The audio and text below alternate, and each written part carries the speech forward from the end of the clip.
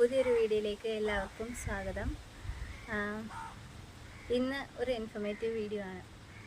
Informative video ചെയ്യാൻ കാര്യം, ഇപ്പം കുറച്ച് ദിവസം കൊണ്ട് വൈറലായിക്കൊണ്ടിരിക്കുന്ന ഒരു വീഡിയോ ഉണ്ട്. ഇൻസ്റ്റഗ്രാമിലും യൂട്യൂബിലും ഒക്കെ ഒരേപോലെ വൈറലാവുന്ന അല്ലെങ്കിൽ വൈറലായ ഒരു വീഡിയോ ആണ്. കുക്കർ പൊട്ടിത്തെറിച്ചിട്ട് ഒരു ചേച്ചിക്ക് ഉണ്ടായ ഒരു അനുഭവം പറയുന്ന ഒരു വീഡിയോ. അവരുടെ ഫേസിലൊക്കെ ഡാമേജ് ആയി. അപ്പോൾ അതിൻ്റെ ട്രീറ്റ്മെൻറ്റ് കാര്യങ്ങളൊക്കെ കുറിച്ച് പറയാൻ വേണ്ടിയിട്ട് ഒരു യൂട്യൂബ് ചാനൽ തുടങ്ങി. അപ്പം അതാണ് അവർ ആ ഒരു വീഡിയോ ആയിട്ട് ഇട്ടിരിക്കുന്നത്, എങ്ങനെയാണ് സംഭവിച്ചത് എന്നൊക്കെ ഉള്ളത്.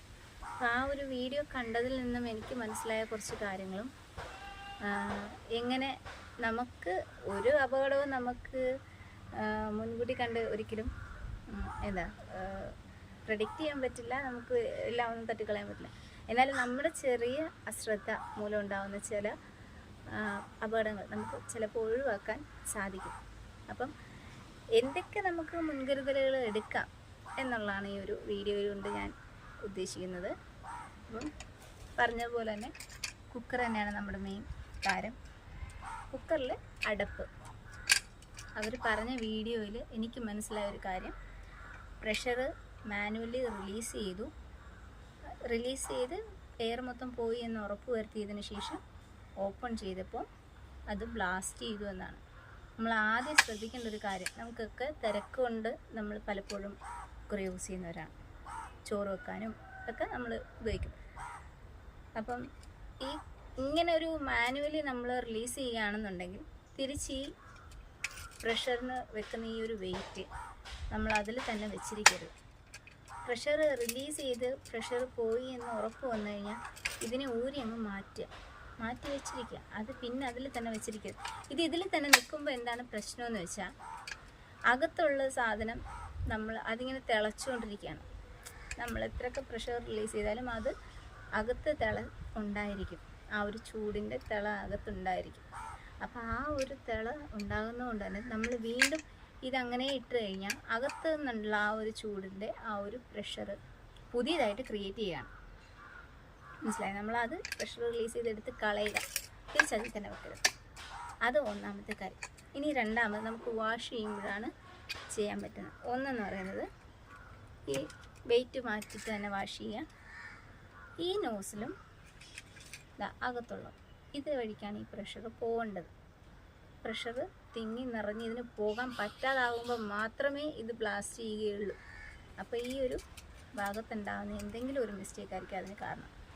അപ്പോൾ അതെങ്ങനെ ഒഴിവാക്കാം എന്ന് നോക്കാം. ഫസ്റ്റ് ഓഫ് ഓൾ, നമ്മളെല്ലാവരും ചെയ്യുന്ന കാര്യമായിരിക്കും, ചിലർ ചെയ്യാത്ത കാര്യം കൂടെയാണ്. ചെയ്യേണ്ട ഒരൊറ്റ കാര്യമുള്ളൂ. സിമ്പിളായിട്ട് ഈ സൈഡിൽ ഇങ്ങനെ ഒന്ന് ഊതുക, തിരിച്ച് സൈഡ്. ഇത് ഹൈജീനിക്ക് കാര്യങ്ങളൊക്കെ നോക്കുന്നവരാണ് അങ്ങനെ ഇതും ഹൈജീനിക്ക് ഇല്ലല്ലോ എന്നൊക്കെ ചിന്തിച്ചിട്ട് കാര്യമില്ല. അല്ലെങ്കിൽ വല്ല കാറ്റടിക്കുന്ന സാധനം വെച്ച് ചെയ്യാൻ പറ്റുന്നവരാണ് ചെയ്യുക. നിങ്ങൾ അങ്ങനെ ചിന്തിക്കുന്നവരാണെങ്കിൽ ഇത് കഴിയുമ്പോൾ ഇത്തിരി വെള്ളം ഒഴിച്ച് കഴുകുക, അത്രേ ഉള്ളൂ. അല്ല ഞാൻ എന്ത് പറയുന്നത്.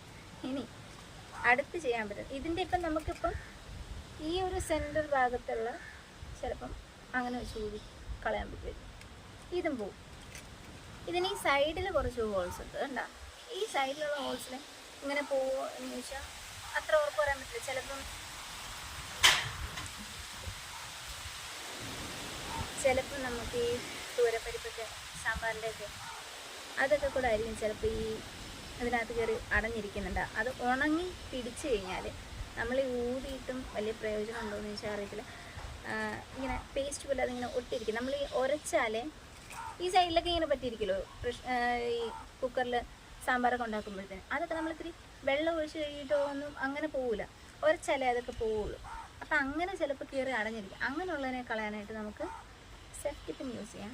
പിന്നെ എടുത്തിട്ട് ഈ എല്ലാ ഹോൾസിൽ കൂടെ ജസ്റ്റ് ഒന്ന് കയറ്റി ഇറക്കാം. പിന്നെ ഒന്ന് അകത്തൂടെ കയറ്റി ഇങ്ങനെ ഒന്ന് തിരിച്ചു കൊടുക്കുക. ചിലപ്പോൾ അപ്പുറ സൈഡ് വരികയും ചെയ്യും. വന്നാലും വന്നില്ലെങ്കിലും നമുക്കൊന്ന് അതിനെയൊക്കെ ഒന്ന് ക്ലീൻ ചെയ്തെടുക്കാം. കണ്ടോ? എല്ലാ സൈഡും ഇങ്ങനെ ഒന്ന് ക്ലീൻ ചെയ്യാം. ഇനി ഉപയോഗിക്കുന്നതിന് തൊട്ട് മുന്നേ ചെയ്യാൻ പറ്റുന്ന മറ്റൊരു മുൻകരുതൽ, നമുക്കൊന്നുകൂടെ ഉറപ്പാക്കാം. ഇങ്ങനെയൊക്കെ നമ്മൾ കഴുകിയൊക്കെ വെച്ചിരുന്നാലും ഉറപ്പാക്കാൻ വേണ്ടിയിട്ട് ചെയ്യാൻ പറ്റുന്നൊരു കാര്യം, കുറച്ച് വെള്ളം ഈ വെള്ളത്തിനെ പാത്രത്തിനകത്തോട്ട് നമുക്ക് ഒഴിക്കാം. പാത്രമല്ലെങ്കിൽ ഈ അടപ്പത്തിൽ ഒഴിക്കുമ്പം ഇത് പോകുന്ന സ്പീഡ് കണ്ടല്ലോ അല്ലേ, നല്ല സ്പീഡിലാണ് പോകുന്നത്. അപ്പോൾ മാക്സിമം അതിൻ്റെ മാക്സിമം സ്പീഡിൽ തന്നെ അത് വീഴുന്നത്. ഇങ്ങനെ ഫ്രീ ഫ്ലോയിങ് ആണെങ്കിൽ നമുക്ക് അടവൊന്നുമില്ല എന്ന് ഉറപ്പാക്കാം. ഇതൊന്നും ഇനി ഇതിപ്പം അടവുണ്ടെങ്കിൽ എങ്ങനെ മനസ്സിലാക്കാമെന്ന് ചോദിച്ചാൽ അതിപ്പോൾ പറഞ്ഞുതരാം. ഇതിപ്പോൾ വെള്ളമെല്ലാം തീരാറാകുമ്പോൾ കുറച്ച് ചെറുതായിട്ട് വരും. അങ്ങനെ അത്തരത്തിൽ വരികയാണെന്നുണ്ടെങ്കിൽ നമുക്ക് ഉറപ്പിക്കാം എന്തോ ഒരു അടവുണ്ട്. ഇത് ഫ്രീ ഫ്ലോയിങ് ആണ്. ഫ്രീ ഫ്ലോയിങ് ആണെന്ന് വെച്ചാൽ നമുക്ക് പേടിക്കേണ്ട, അകത്ത് അടവൊന്നും ഇല്ല. എന്തെങ്കിലും രീതിയിൽ അടവ് നമ്മുടെ കഷ്ടകാലത്തിനെ തിളച്ചുകൊണ്ടിരിക്കുമ്പോൾ കയറി അടഞ്ഞാലേ ഉള്ളൂ. ഇതേപോലെ വിട്ടാണ് വരുന്നതെന്നുണ്ടെങ്കിൽ ഇതിനകത്ത് എന്തോ ഒരു അടവുണ്ട്. അപ്പോൾ അത് ക്ലിയർ ചെയ്തതിന് ശേഷം മാത്രം ഉപയോഗിക്കുക. അപ്പോൾ ഇത്രയാണ് എനിക്കറിയാവുന്ന രീതികൾ, അല്ലെങ്കിൽ ഞാൻ ചെയ്യാറുള്ള കാര്യങ്ങൾ. ഇതിൽ കൂടുതൽ എന്തെങ്കിലും വഴികളുണ്ടെങ്കിൽ അറിയാവുന്നവരുണ്ടെങ്കിൽ പറയുക. വാഷ്റൂം കാര്യങ്ങളുമൊക്കെ കറക്റ്റായിട്ട് ഇട്ടിട്ടുണ്ടെന്ന് ഉറപ്പ് വരുത്തുക. അത് പ്രോപ്പറായിട്ടുള്ള സാധനങ്ങൾ തന്നെ യൂസ് ചെയ്യുക. നല്ല സാധനങ്ങൾ മാത്രം യൂസ് ചെയ്യുക. നമ്മൾ ചിലപ്പം സമയബന്ധിതമായ കാര്യങ്ങൾ ചെയ്യുമ്പോൾ കാണിക്കുന്ന എളുപ്പ പരിപാടികൾ നമുക്ക് അനവനായിട്ട് വരും. എളുപ്പ പരിപാടി എന്നല്ല, അല്ലാതെ നമ്മൾ ചെയ്താലും വരാനുള്ളത് ഈ പറയുന്ന പോലെ നമുക്കൊന്നും ചെയ്യാൻ പറ്റില്ല. പക്ഷെ അത് നമ്മുടെ ഒരു എന്താ നെഗ്ലിജൻസ് ഉണ്ട്. ഈ നെഗ്ലിജൻസ് നമ്മുടെ മറന്നു നമ്മുടെ തെറ്റുകൊണ്ട് സംഭവിക്കുന്ന ഒരു അപകടം ആകരുത്. നമ്മൾ സൂക്ഷിച്ച് ഉണ്ടാക്കിയത് ഉപയോഗിക്കുക.